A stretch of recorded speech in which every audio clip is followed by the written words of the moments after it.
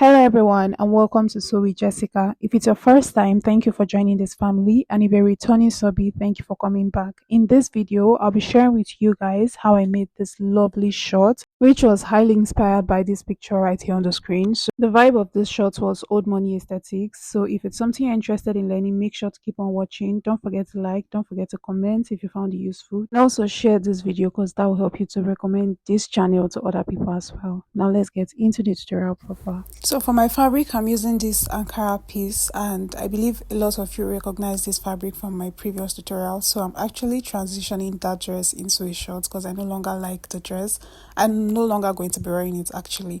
So for the quantity of your fabric, you will need 1 yard of fabric since it's a short, but this short is going to have a fly zipper and it's also going to have side pockets. But if you are way on the bigger side, you should consider 1.5 yard, which I believe you don't really need that much since it's a short. So just rule out a line at the top part of your fabric, which should indicate that to be the starting line.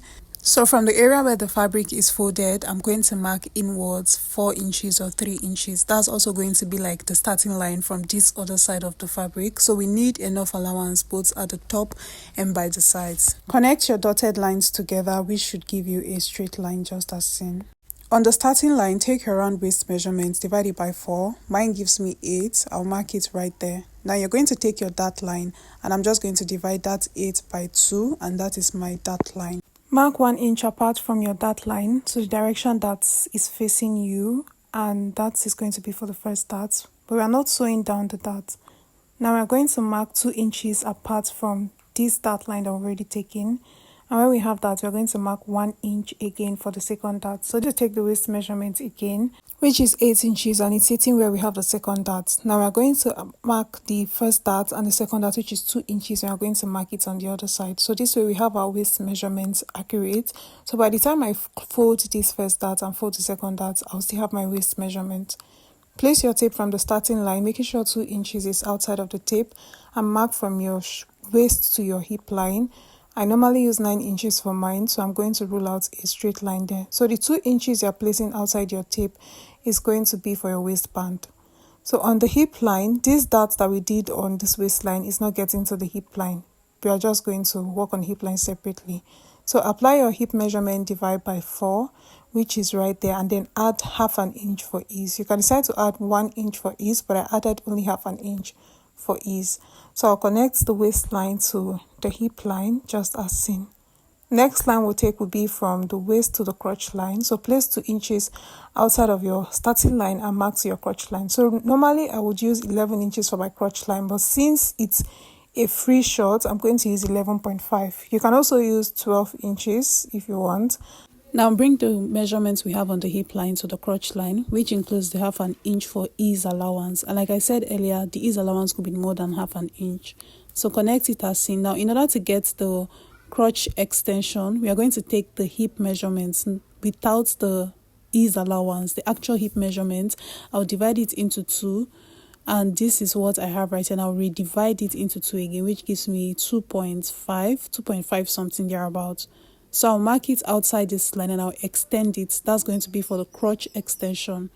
So in order to get the crotch curve properly, I'm going to create a curve from that crotch extension to the hip line. And that's basically everything.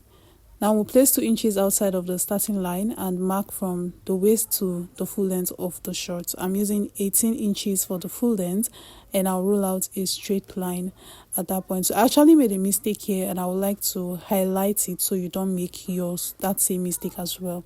So since it's a free short, I will bring this measurement straight from the hip line downwards. So at this part where I have the crotch, I was supposed to bring it straight, which is like this, right? But I still went ahead to recontour it, and this made the short a bit tight on my thighs, and I didn't like that at all. So just make sure to bring it down without shaping it at all. Just make sure you bring it straight down. That way it's going to have a more free effect. Outside the sewing, outside the full length, I'll mark downwards like 2 inches, which is for the hem, and I marked it in that shape so that by the time I fold it up, it won't be shorter than the actual piece or longer than the actual piece.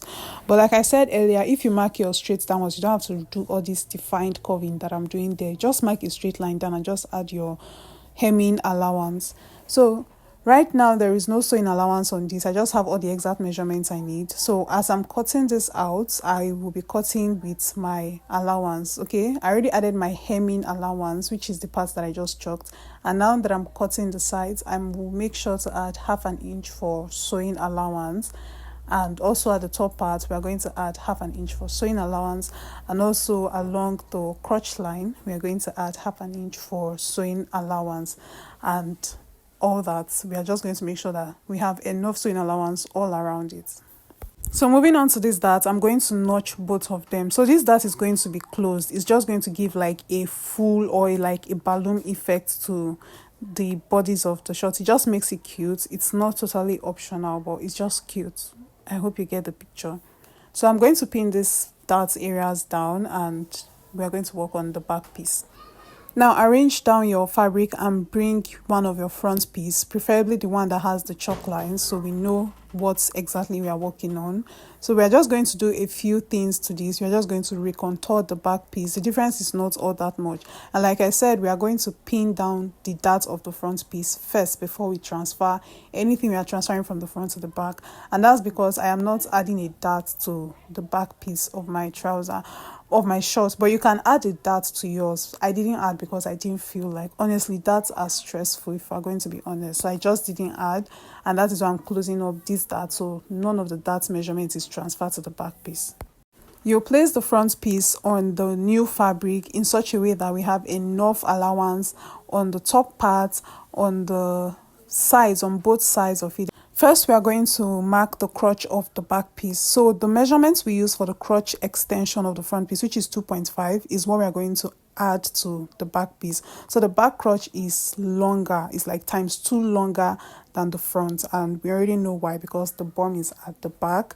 So because our back is not entirely straight, it comes in like a slopey form. I usually love to contour the back of my trousers, which gives it a really nice fit at the back, whether you're using a dart or not, most especially for your fitted trouser. Okay, so at that point there, I marked inwards 1.5 inch. You can use 2 inches, and then at the other side I replaced it, okay, at the other side of the waist. And mind you, we're using the front trouser as a guide. I replaced that 1.5 inch there. So we are going to shift this front piece to align with this new waistline that we have at the back piece area there. So I'm just going to connect a line from the hip line to that part. I'm just going to like sketch with my free hand, and then along this crotch area, I'm going to now redefine my crotch line to blend with this new waistline. So you will see that the waist measurement is still the same, and the crotch is now longer, and then it's more defined. So that area there is the center back, and the center back is supposed to be higher than the center front because of the bum. So we are going to mark 1 inch upwards, but we are going to slant it to meet the exact waistline that we have there. I just hope I'm not confusing you guys. So now I'm going to adjust the shorts back to where it was before we did the whole contouring of the back piece, and this is it. Now I'm going to now blend this measurement that I have there from that hip line into the full length, and this little differences just makes the shorts a lot better. And yes, we are going to blend this into the full length as well. This is what it looks like. This is how I usually cut most of my trousers, my fitted trousers. I think the only difference is that this has like a double dart, design along the waistline. That's going to be like a pleat, something like that. So now we are going to cut out the back piece. This is the only few differences, and we did not add any sewing allowance to the back piece because there is already sewing allowance on the front piece. I hope we understand. So just go ahead and cut this out. So this is what the front and back pieces looks like. We have 2 pieces for each of them. First thing we are going to do is to start working on the hemline. I want this to be properly and professionally hemmed. So what I'm going to do first of all is to fold the hem allowance that I added earlier. I'll just give this a good press just to make sure that I have that line properly defined. So you can see that after I folded it up, you will see how, because of that area that I slanted, you'll see how it relaxed well. And then now I will fold it in again so that the ends does not fray. It does not like start pulling out later on. So I'm just securing this down first, and I'm going to bring in my hemming gum. I'm just cutting out that excess piece there so everything is in uniform. I'll bring my hemming gum and I'll insert it into that hem that I folded just now. So I like to double this hemming gum, not like I don't trust it, but I want to be sure that I have enough of, hemming gum in there. So if you have a steamer, you don't have to do this, but I don't. So I usually add water into this like small bottle here to enable me hem my dresses properly. So when you add water before you iron your hemming gum down, it makes it like glue fast, and then it makes it last longer too.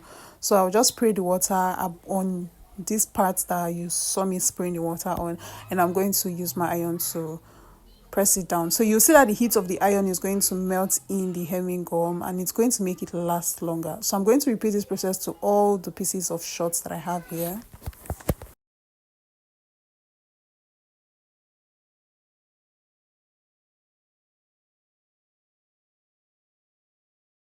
So this is a close-up of what all the pieces looks like. I've already hemmed the base of everything, so now we can proceed to start sewing. First, we're going to start with the front piece. Like I said, this short is going to have a fly zipper, so let's quickly go over that.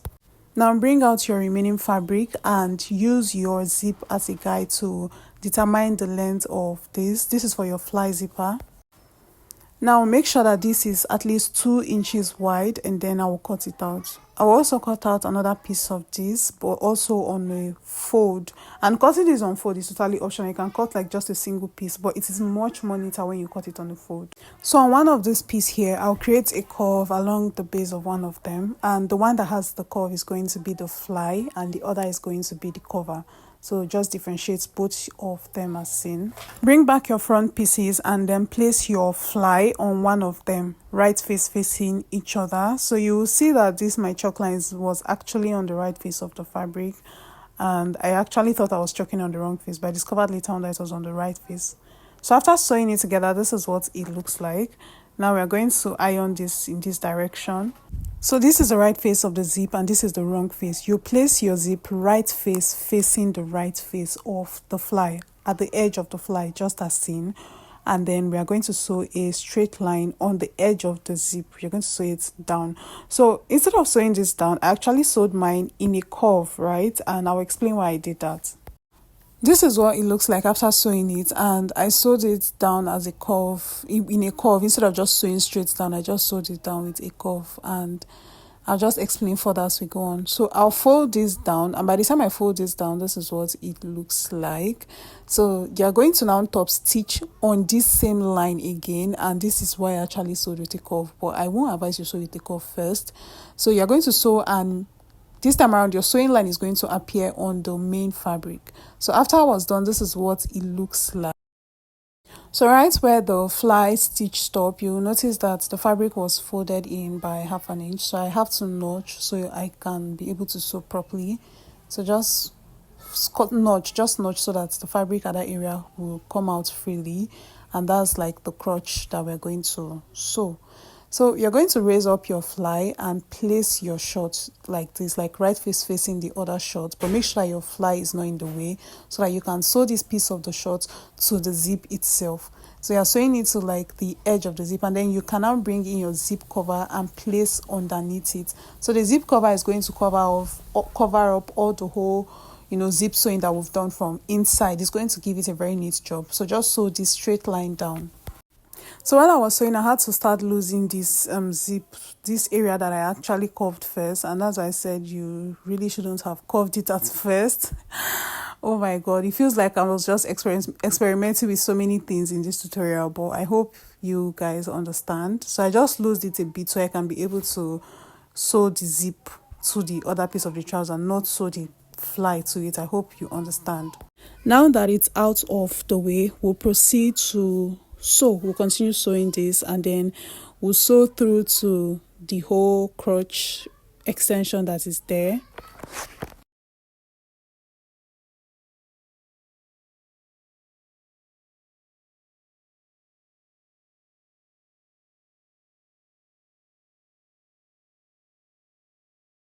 Now join your back pieces together.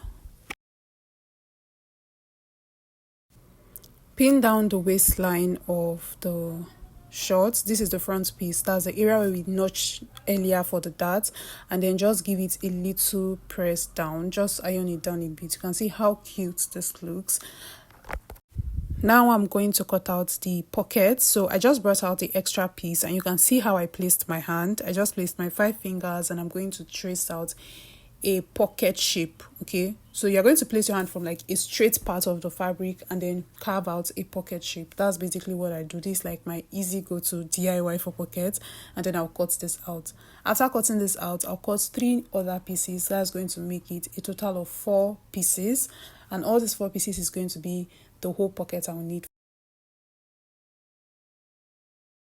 This is the back piece of the shorts. I will mark downwards 1 inch from the waistline on both sides, and from that 1 inch I will start placing my pockets. So I'll just pin the pocket and I'll sew it to the shorts just as seen. So I'm actually pinning the pockets right face facing the right face. That's the right face of the pocket is pinned to the right face of the shorts. I'll do this for all my back pieces and my front pieces as well. So I'll just go over it again, mark 1 inch down from the waistline of both sides, and then place your pocket right face facing the right face of your shorts, and then sew the pocket to the shorts, just using half an inch to sew it down. Once we are done, everything is prepped already. We can now attach the front piece to the back piece. So we are going to place everything right face facing each other, and we are going to sew along the sides just as indicated in this video. So at this point, if your pocket piece and your short piece is not aligning properly, you will have to lose your pocket and make sure that you've not done something wrong somewhere, because every single thing has to be like equal. That's where you know you've been on the right track, and then you go ahead and sew it out. So just have to make sure that all your pocket pieces are equal and your front and back pieces are lining properly. Now we are done sewing. This is what everything looks like. It's coming out so neat, so beautiful, and we are going to finish up the inside. So we are going to hold the crotch area together, just pin it down, and then sew from this end to the other end. You can see that all my pieces are equal, and that's because my measurements were accurate.